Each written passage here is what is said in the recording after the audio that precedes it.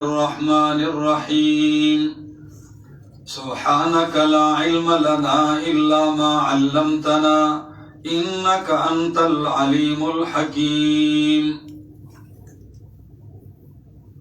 چھوٹے دورہ تفسیر میں الحمدللہ ہم سب سارے شریک ہیں۔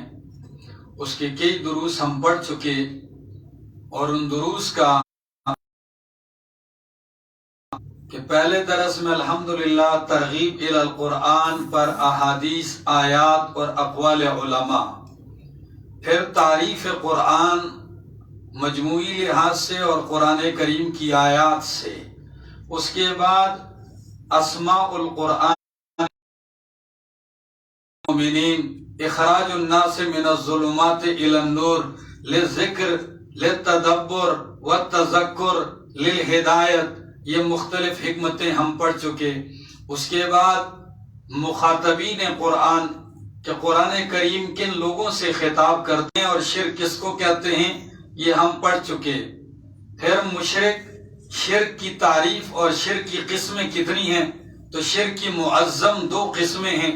شرک اعتقادی، جس شرک کا تعلق عقیدے کے ساتھ ہے، اور شرک فعلی، جس شرک کا تعلق فعل اور عمل کے ساتھ ہے۔ پھر شرک اعتقادی کی چار قسمیں ہیں: شرک فی العلم، شرک فی التصرف، شرک فی الدعاء، شرک فی العبادت۔ کتاب الحمدللہ الوابل السیب میں تفصیل موجود ہے، لیکن ایک بات یاد رکھیے کہ یہ اقسام بالاختصار ہمیں زبانی یاد کرنے چاہیے۔ تو شرک کی یہ چار قسمیں شرک اعتقادی کی، فی العلم، فی التصرف، فی الدعاء اور فی العبادت، اور یہ چاروں قسمیں ہر ایک دوسرے کے لیے علت ہے اور پہلے کے لیے مبدا ہے۔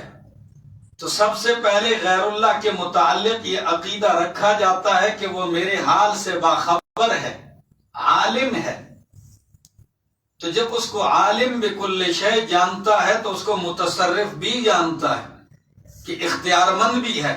تو متصرف جاننے کے بعد پھر فوراً وہ اگلا قدم اٹھاتا ہے کہ اس سے پکارتا ہے اور اس سے مانگنا شروع کرتا ہے، اور دعا اور پکار کے بعد پھر وہ اس کی عبادت شروع کر دیتا ہے۔ قرآن کریم نے ان چاروں قسموں کے اوپر رد کیا ہے، شرک فی العلم پر، فی التصرف پر، فی الدعاء اور فی العبادت پر۔ ایک قسم آج جو ہم پڑھ رہے تھے شرک فی التصرف ہے۔ شرک فی التصرف کس کو کہتے ہیں کہ اللہ کے ساتھ تصرف اور اختیارات میں اللہ کے سوا کسی کو شریک اور حصے دار ماننا، غیر اسباب ظاہریہ کے کوئی نفع اور نقصان کا مالک ہے، یہ اللہ کے سوا کسی کو جاننا، یہ شرک ہے۔ اور قرآن مقدس اس شرک پہ رد کرتا ہے۔ رد کا طریقہ یہ ہے کہ قرآن تصرف اللہ کے لیے ثابت کرتا ہے اور اللہ کے سوا باقی مخلوقات سے تصرف کی نفی کرتا ہے۔ جیسے سورۃ انعام آیت نمبر 17 میں فرمایا وَإِن يَمْسَسْكَ اللَّهُ بِضُرٍّ فَلَا كَاشِفَ لَهُ إِلَّا هُوَ وَإِن يَمْسَسْكَ اللَّهُ بِضُرٍّ، اگر پہنچائے اللہ آپ کو کوئی تکلیف، فلا کاشف لہ، تو کوئی اسے ہٹانے والا نہیں، الا ہو، مگر وہی، وَإِن يَمْسَسْكَ بِخَيْرٍ فَلَا رَادَّ وَإِن يَمْسَسْكَ بِخَيْرٍ فَهُوَ عَلَى كُلِّ شَيْءٍ قَدِيرٌ، اور اگر وہ آپ کو کوئی خیر بلائی پہنچائے تو فَهُوَ عَلَى كُلِّ شَيْءٍ قَدِيرٌ، پس وہ ہر چیز پر قدرت رکھنے والا ہے۔ سورۃ یونس آیت نمبر 107 فرمایا وَإِن يَمْسَسْكَ اللَّهُ بِضُرٍّ فَلَا كَاشِفَ لَهُ إِلَّا هُوَ، اگر وہ پہنچائے آپ کو، بِضُرٍّ نکرہ ذکر کیا، یعنی معمولی سی تکلیف بھی، تو فَلَا كَاشِفَ لَهُ، کوئی اسے ہٹانے والا، دور کرنے والا نہیں، وَإِن يُرِدْكَ بِخَيْرٍ اور اگر وہ ارادہ کرے کہ پہنچائے آپ کو کوئی خیر بلائی تو فَلَا رَادَّ لِفَضْلِهِ کوئی ٹالنے والا نہیں، رد کرنے والا نہیں اس کے فضل کو، يُصِيبُ بِهِ مَن يَشَاءُ مِنْ عِبَادِهِ پہنچاتا ہے اسے اپنے بندوں میں سے جسے چاہتا ہے، وَهُوَ الْغَفُورُ الرَّحِيمُ اور وہی بخشنے والا مہربان ہے۔ اسی طرح سورۃ انعام آیت نمبر 64، آیت نمبر 44، اسی طرح سورہ فاطر آیت نمبر 2، اور اسی طرح سورۃ فرقان آیت نمبر 3۔ مثلا سورہ فرقان آیت 3 میں فرمایا وَاتَّخَذُوا مِن دُونِهِ آلِهَةً لَا يَخْلُقُونَ شَيْئًا وَهُمْ يُخْلَقُونَ اور بنا رکھے ہیں ان لوگوں نے اللہ کے سوا آلہتن کئی الہ لا یخلقون شیئا وہ نہیں پیدا کر سکتے شیئا کچھ بھی، وہم یخلقون در حال وہ خود پیدا کیے گئے ہیں، ولا یملکون لانفسہم ضرا ولا نفعا اور نہیں وہ مالک اپنے جانوں کے لیے ضرر کے، ولا نفعا اور نہ نفع کے، وَلَا يَمْلِكُونَ مَوْتًا وَلَا حَيَاةً وَلَا نُشُورًا اور نہیں مالک وہ اپنے لیے، نہیں مالک وہ موتاً موت کے، کسی کی موت و حیات کے مالک نہیں اور اپنی جان کے موت و حیات کے بھی نہیں، وَلَا حَيَاةً وَلَا نُشُورًا اور نہ جی اٹھنے کے مالک ہیں، یعنی دوبارہ زندہ کر کے اٹھانے کے بھی مالک نہیں۔ اسی طرح سورہ احقاف میں آیت نمبر 27-28، سورہ سبا آیت نمبر 42، ان ساری آیات میں شرک فی التصرف کا رد ہے۔ جو تیسری قسم ہے شرک فی الدعا۔ شرک فی الدعا کیا ہے؟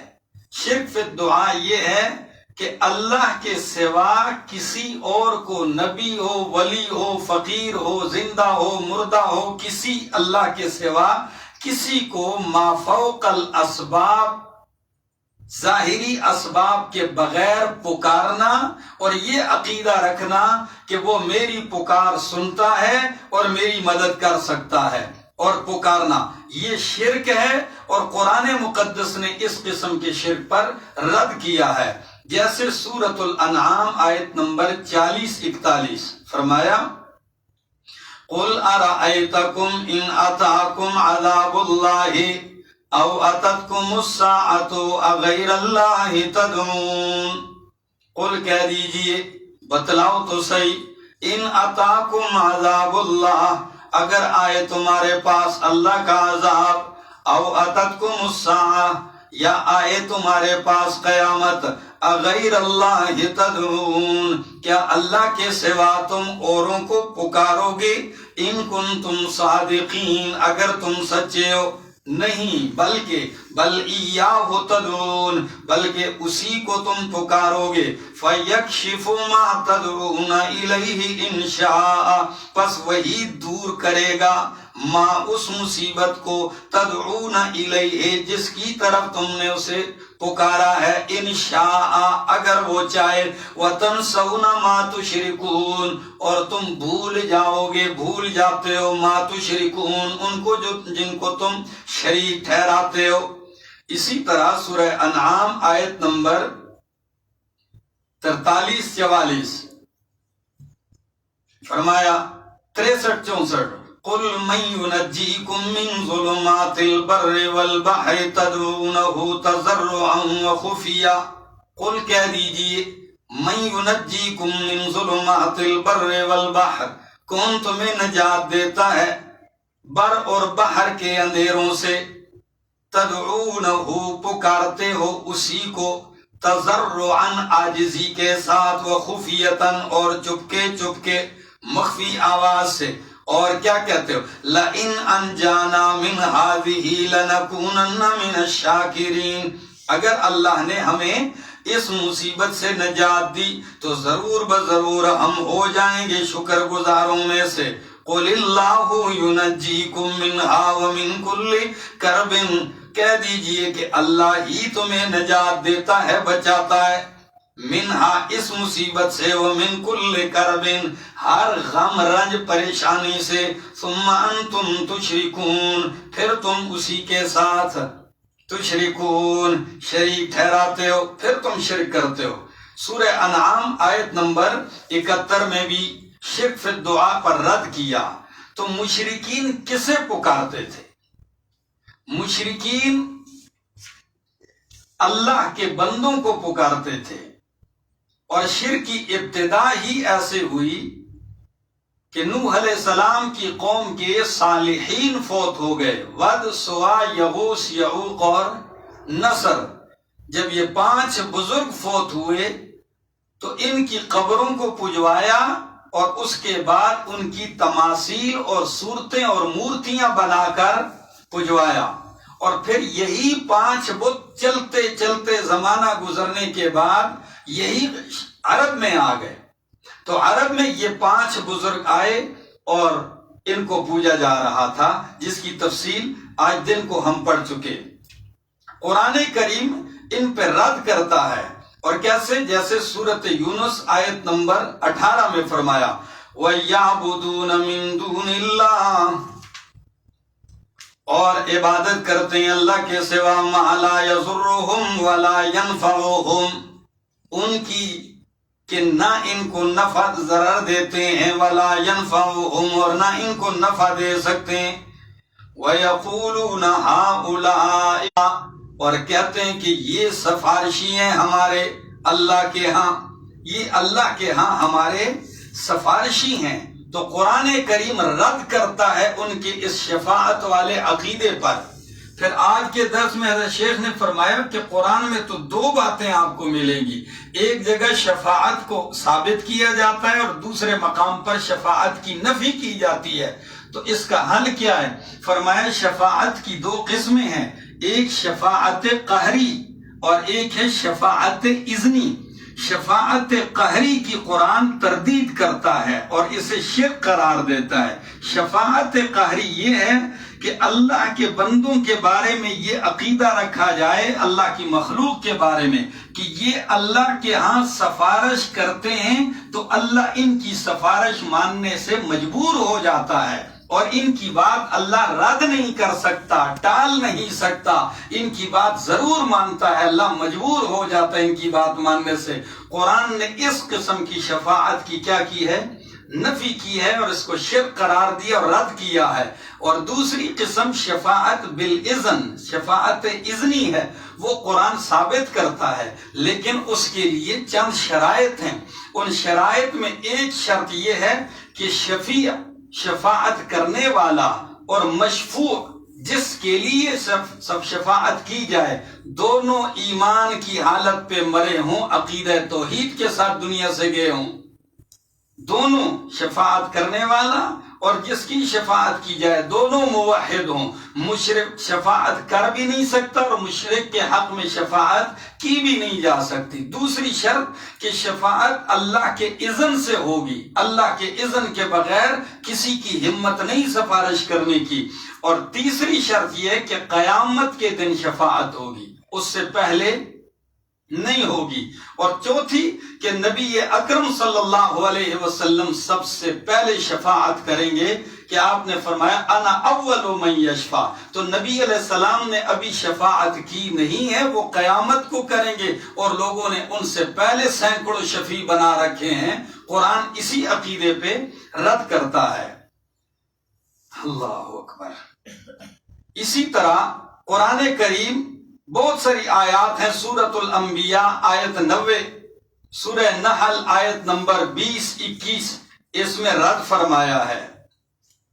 اور چوتھی قسم ہے شرک فی العبادت، شرک اعتقادی کی چوتھی قسم شرک فی العبادت ہے، کہ اللہ کے ساتھ اللہ کی عبادت میں، فعل طاعات میں کسی کو شریک کیا جائے، یہ شرک فی العبادت ہے۔ بندگی میں اللہ کے ساتھ کسی کو حصے دار بنایا جائے، قرآن اس پہ رد کرتا ہے۔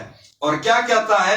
قُلْ يَا أَيُّهَا الْكَافِرُونَ لَا أَعْبُدُ مَا تَعْبُدُونَ، کہہ دیجئے اے کافرو، لا أَعْبُدُ مَا تَعْبُدُونَ، میں عبادت نہیں کرتا اس طریقے پر جس طریقے پر تم عبادت کرتے ہو، اور تم عبادت نہیں کرتے اس طریقے پر جس طریقے پر میں عبادت کرتا ہوں۔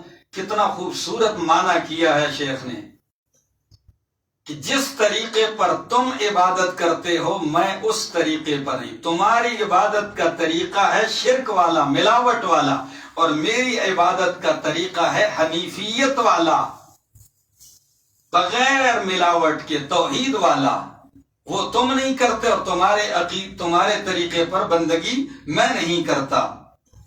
سورۃ انعام آیت نمبر 56 میں فرمایا قُلْ إِنِّي نُهِيتُ أَنْ أَعْبُدَ الَّذِينَ تَدْعُونَ مِن دُونِ اللَّهِ، کہہ دیجئے میں روکا گیا ہوں کہ میں عبادت کروں ان لوگوں کی تدعون من دون اللہ، جن کو تم پکارتے ہو اللہ کے سوا، اللہ کے سوا جن کی تم پوجا کرتے ہو پکارتے ہو، مجھے ان کی بندگی سے روکا گیا ہے۔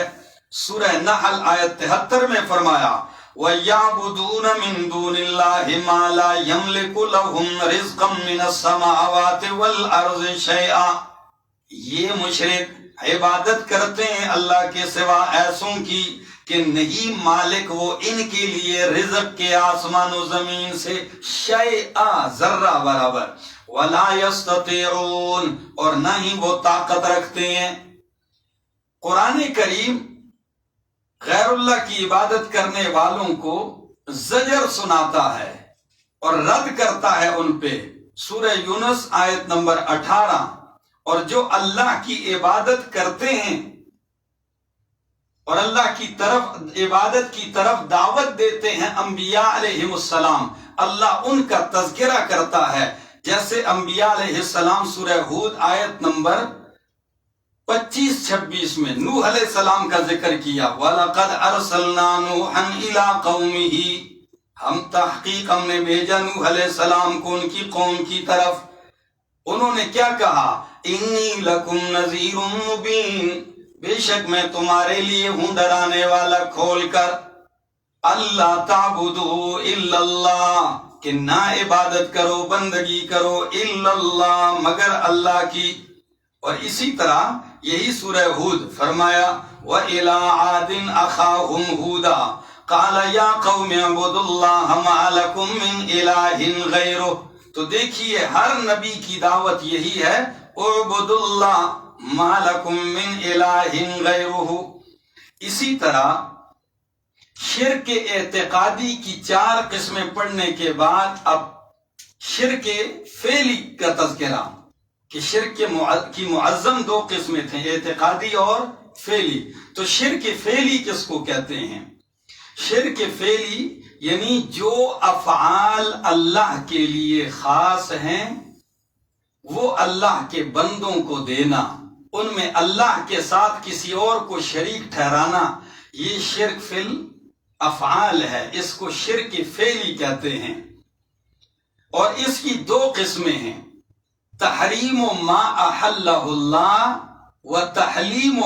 وتحلیل ما حرمہ اللہ، کہ اللہ نے جن چیزوں کو حرام قرار دیا ہے ان کو حلال قرار دینا، ان کو حلال کرنا، اور جن چیزوں کو اللہ نے حلال قرار دیا ہے ان کو حرام قرار دینا، یہ کیا ہے؟ شرک فعلی ہے۔ اب آپ کہیں گے اس میں شرک فعلی کیسا ہے؟ بڑے دورے میں چونکہ حضرت شیخ بڑی تفصیل اور بسط کے ساتھ گفتگو فرماتے ہیں، تو یہ شرک فعلی اس اعتبار سے کہ ان میں سے اکثر چیزوں کا تعلق کھانے اور پینے کے ساتھ ہے، مطعومات معقولات کے ساتھ ہے، اور کھانا پینا یہ شرک یہ افعال کے ساتھ تعلق رکھتا ہے۔ پھر دوسری بات کہ اللہ کے حلال کو حرام قرار دینا، یہ تو کفر ہے۔ شرک کیسے ہوا؟ تو حضرت شیخ فرماتے ہیں کہ حلال کو وہ حرام قرار دیتے تھے تقرباً الی غیر اللہ، غیر اللہ کے تقرب کے لیے حلال کو حرام قرار دیتے، غیر اللہ کے تقرب کے لیے حرام کو حلال اور حلال کو حرام قرار دیتے۔ قرآن کریم اس پہ رد کرتا ہے، جیسے سورۃ مائدہ آیت نمبر 87-88 فرمایا یا ایھا الذین آمنوا، اے ایمان والو، لا تحرموا طیبات ما احل اللہ لکم، اے ایمان والو نہ حرام قرار دو ان پاکیزہ چیزوں کو جو اللہ نے تمہارے لیے حلال قرار دیے۔ جب اللہ نے ان کو حلال قرار دیا ہے، تم معبودان باطلہ کے تقرب کے لیے ان کو حرام کیوں قرار دیتے ہو؟ یہ شرک ہے۔ اور اسی طرح سورہ بقرہ آیت نمبر 169 اور 168، یہ دونوں آیتیں ہیں، اس میں رد فرمایا ہے شرک فعلی کا۔ اور اسی طرح سورہ انعام آیت نمبر 136 اور 138، 136 اور 138، ان دونوں آیات میں اللہ نے رد فرمایا۔ اور بڑے دورے کی تفصیل میں یہ بھی ذکر کرتے ہیں بحیرہ، صائبہ، حام، سام، وسیلہ، ٹھیک ہے نا، حام، وسیلہ، ان کے اوپر کیا کرتا ہے قرآن کریم؟ رد کرتا ہے۔ تو یہ شرک فعلی ہے۔ اب شرک کی دو قسمیں ہم پڑھ چکے، معظم، فعلی، اعتقادی۔ اعتقادی کی 4 قسمیں۔ اب پڑھتے ہیں مشرکین کی اقسام۔ مشرکین کی 4 قسمیں ہیں: مشرکین بالعباد الصالحین، مشرکین بالملائکہ، مشرکین بالجن، مشرکین بالکواکب۔ وہ مشرکین جو اللہ کے نیک بندوں کو اللہ کا حصہ دار اور شریک ٹھہراتے تھے، قرآن ان پہ بھی رد کرتا ہے۔ اور یہی ود، سوا، یغوث اور یعوق اور نصر، اسی طرح لات، منات، عزا اور حبل، یہ اللہ کے نیک اور برگزیدہ بندوں ہی کو لوگوں نے اللہ کا شریک بنایا۔ حضرت عبداللہ ابن عباس رضی اللہ تعالیٰ عنہ کے حوالے سے حضرت شیخ نے فرمایا کہ وہ فرماتے تھے کہ ہی اسماء رجال صالحین من قوم نوح علیہ السلام۔ ود، سوا، یغوث، یعوق اور نصر، یہ نیک صالحین لوگوں کے نام ہیں نوح علیہ السلام کی قوم میں سے، اور ان کو لوگوں نے اللہ کا شریک بنایا۔ اور اس پر حضرت شیخ نے تفسیر کبیر کا ایک حوالہ لکھوایا جو امام راضی رحمہ اللہ سورہ زمر آیت نمبر 2 کے تحت لکھتے ہیں کہ العاقل لا يعبد الصنم من حيث انه خشب او حجر بل انما يعبدونه لاعتقادهم انها تماثيل الكواكب او تماثيل الارواح السماوية او تماثيل الانبياء والصالحين الذين مضوا۔ عقل مند وہ بت کو اس حیثیت سے نہیں پوجتا کہ وہ پتھر ہے یا لکڑی ہے، اس کو لکڑی کی حیثیت سے، پتھر ہونے کی حیثیت سے نہیں پوجتا، بلکہ وہ تو اس عقیدے کے ساتھ ان کی عبادت کرتا ہے کہ یہ مورتی ہے، یہ صورت ہے یا تو کواکب کی یا ارواح سماویہ یعنی فرشتوں کی مورتیاں ہیں، یا انبیاء اور صالحین کی مورتیاں ہیں، اور ان کی روحوں کا ان کی مورتیوں کے ساتھ تعلق ہے۔ تو جب ہم ان مورتیوں کی عبادت میں مشغول ہوتے ہیں تو ان کی ارواح راضی ہو جاتی ہیں، خوش ہوتی ہیں اور ہمارا کام بناتی ہیں۔ اس قسم کے شرک کے اوپر قرآن کریم رد کرتا ہے سورت، اور اسی طرح بہت ساری اور بھی آیات ہیں، ان میں سے کئی آپ پڑھ چکے ہیں۔ چونکہ تکرار میں تو ساری آیات کا استیعاب مقصود ہوتا نہیں ہے، صرف خاکہ ذکر کرنا ہے تاکہ وہ دن کا پڑھا ہوا سبق اس کی دہرائی ہو جائے۔ سورہ فرقان آیت 3 میں، سورت مریم آیت نمبر 29 تا 35، ان میں قرآن کیسے رد کرتا ہے کہ یہ میرے نیک صالحین بندے ہیں، دیکھو ان پہ مصیبتیں آئی تو جس پہ مصیبت آ جائے وہ الہ کیسے ہو سکتا ہے؟ یہ نیک بندے دیکھو یہ اللہ کو پکار رہے ہیں، تو جو خود اللہ کو پکارتا ہو بھلے وہ الہ کیسے ہو سکتا ہے؟ یہ دیکھو اللہ سے مانگ رہے ہیں، عاجزیاں کر رہے ہیں۔ تو قرآن ان برگزیدہ بندوں کا عجز بیان کرتا ہے، ان کی کمزوری ذکر کرتا ہے، اور شرک مشرکین بالعباد الصالحین پہ رد کرتا ہے۔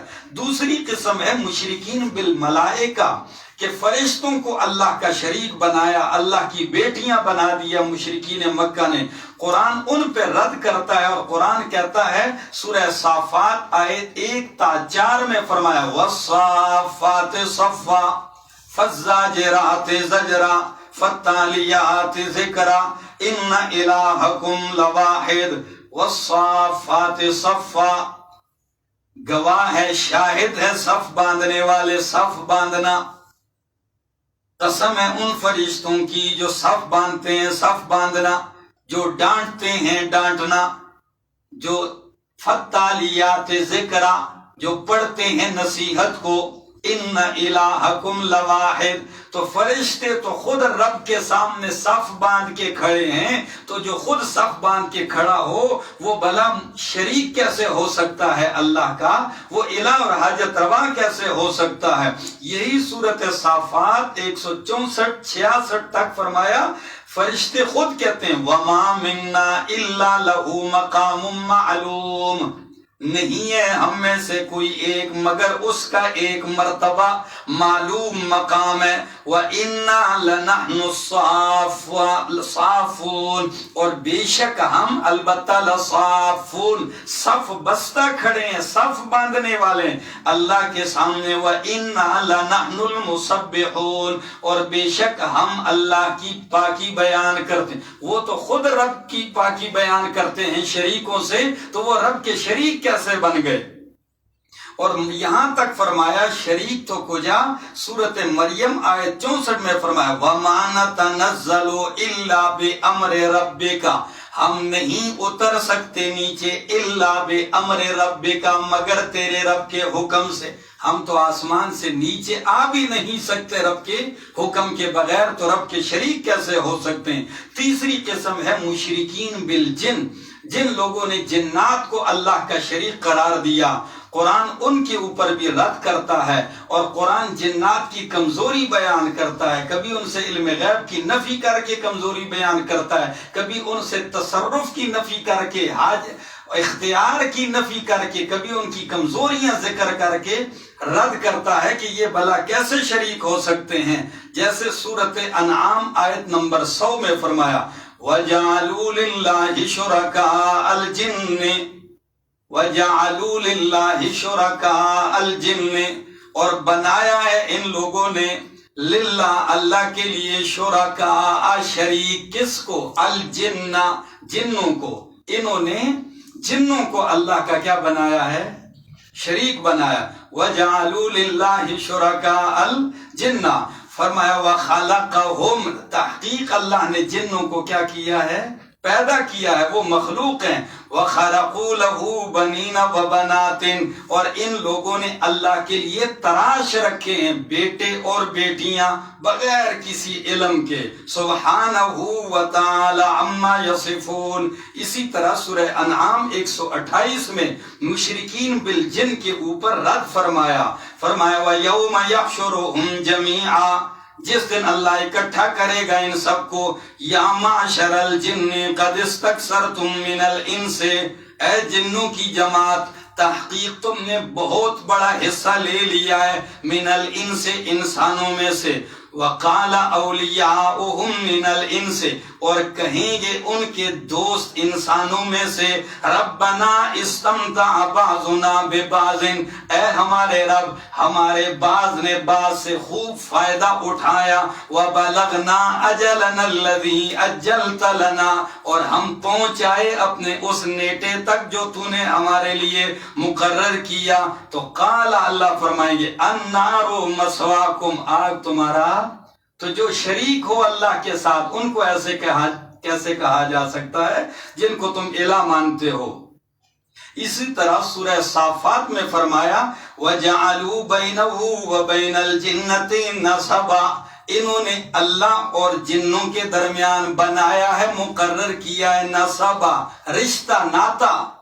انہوں نے جنات اور اللہ کے مابین رشتہ اور ناطہ بنایا، حالانکہ تحقیق جانتے ہیں جن کہ انہم لمحضرون، کہ بے شک وہ عذاب میں حاضر کیے جائیں گے۔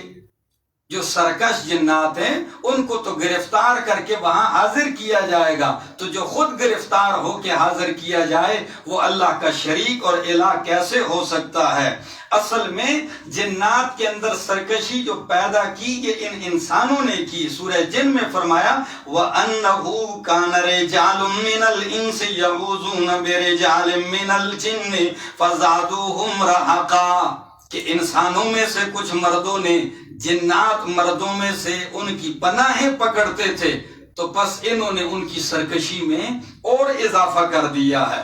اور بہت سارے مقامات پر مشرکین بالکواکب، چوتھی قسم، جن لوگوں نے چاند سورج ستاروں سیاروں کو اللہ کا شریک قرار دیا، قرآن ان پہ رد کرتا ہے۔ ابراہیم علیہ السلام کی قوم بھی اس شرک میں مبتلا تھی، تو سورہ انعام آیت نمبر 76 تا 78 قرآن ان پہ رد کرتا ہے اور بہترین انداز سے رد کرتا ہے۔ اور قرآن یہ بھی ذکر کرتا ہے ستارے گر جائیں گے، ستارے ٹوٹ جائیں گے، ستارے چاند سورج تو اللہ کے حکم سے مسخر ہیں، جو خود مسخر ہوں اللہ کے حکم کے تابع ہوں وہ اللہ کے ساتھ شریک اور الہ کیسے ہو سکتے ہیں؟